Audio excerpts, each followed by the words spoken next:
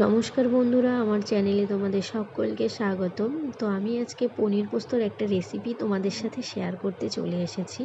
তো তার জন্য আমি এখানে 400 গ্রাম মতো পনির নিয়ে নিয়েছি। তো তারপর আমি পনিরটাকে দেখো ভেজে নিচ্ছি। সামান্য একটু লবণ দিয়ে দিলাম পনিরটা ভাজার সময়। তো পনিরটাকে আমি আজকে একটু লাল লাল করেই ভেজে নিয়েছি। তো দেখো পনিরটা ভাজা আমার হয়ে আসছে, আমি এখন এগুলোকে নামিয়ে নেব। তো তারপর আমি তেলের মধ্যে দারচিনি, লবঙ্গ, এলাচ ফোড়নে দিয়ে এখন পোস্ত যে পেস্ট করে রেখেছি সেটা দিয়ে দেবো। এখানে আমি পোস্তর সাথে 2-3টে মতো কাজু বাদাম, 2-3টে মতো কিশমিশ এবং কাঁচা লঙ্কা পেস্ট করেছি। তো সেই পেস্টটাই আমি এখন তেলের মধ্যে দিয়ে ভালো মতো ভেজে নেব। তারপর আমি এখানে পরিমাণ মতো লবণ দিয়ে দেব। তো লবণ দিয়ে বেশ কিছুক্ষণ নাড়াচাড়া করে ভালো মতো ভেজে নিব এটাকে। তো আমি এখানে সামান্য একটু হলুদ অ্যাড করেছি। এই রেসিপিটাতে হলুদ না দিলেও হতো, তো আমি এখানে সামান্য একটু দিয়েছি। তো তোমাদের যদি ভালো লাগে অবশ্যই হলুদ দিও, আর না ভালো লাগলে না দিলেও হবে। তো তারপর আমি ভালো মতো মশলাটাকে ভেজে নিয়ে এখন আমি এখানে জল দিয়ে দিচ্ছি। তো জল দেওয়ার পরে এখন আমি এখানে 1 কাপ মতো দুধ দিয়ে দেব। তো এটাকে তারপর আমি ভালো মতো ফুটতে দেব 10 মিনিট মতো।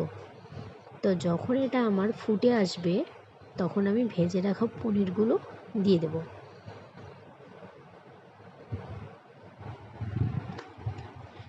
তো দেখো তারপর আমি এখানে 2 চামচ মতো চিনি দিয়ে দিচ্ছি, যেহেতু আমি এই রেসিপিটা একটু মিষ্টি মিষ্টি বানিয়েছি, কারণ এটা আমরা রুটি অথবা পরোটার সাথে খাওয়ার জন্য বানিয়েছি। এটা ভাত দিয়ে একদম ভালো লাগবে না এই রেসিপিটা। তো চিনি দিয়ে দিলাম, তারপর লাস্টে আমি ঘি এবং এখন একটু ভালো ফ্লেভার আসার জন্য আমি কাসুরি মেথি দিয়ে দিচ্ছি। তো কাসুরি মেথি দিলে বেশ একটা সুন্দর গন্ধ বেরোয় এবং ফ্লেভারটাও ভালো আসে।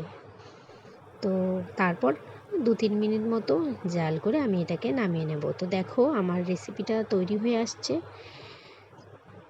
তো এই পনির পোস্ত রেসিপিটা আমার একদম রেডি। তো তোমাদের যদি এই রেসিপিটা ভালো লেগে থাকে তোমরাও এভাবে বানিয়ে খেতে পারো। এটা খেতে ভীষণ টেস্টি হয়েছিল। একবার তোমরা এভাবে বানিয়ে খেয়ে দেখো, তোমাদেরও ভালো লাগবে। তো বন্ধুরা, তোমাদের এই রেসিপিটা কার কার কেমন লাগলো তোমরা অবশ্যই আমাকে কমেন্ট সেকশানে জানিও। দেখো আমার পুরো রেসিপিটা তৈরি। এবং তোমরা বন্ধুরা যারা যারা আমার চ্যানেলটিকে এখনও সাবস্ক্রাইব করোনি তারা অবশ্যই আমার চ্যানেলটিকে সাবস্ক্রাইব করে আমার পাশে থেকো। টাটা।